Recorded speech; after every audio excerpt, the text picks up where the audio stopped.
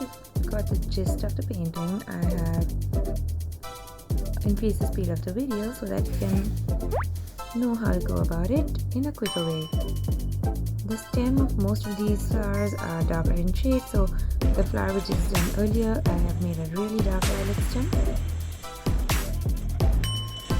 Just you have to go about the same way, the base shading and line with darker violet and lines with some indigo. That is the ultramarine blue.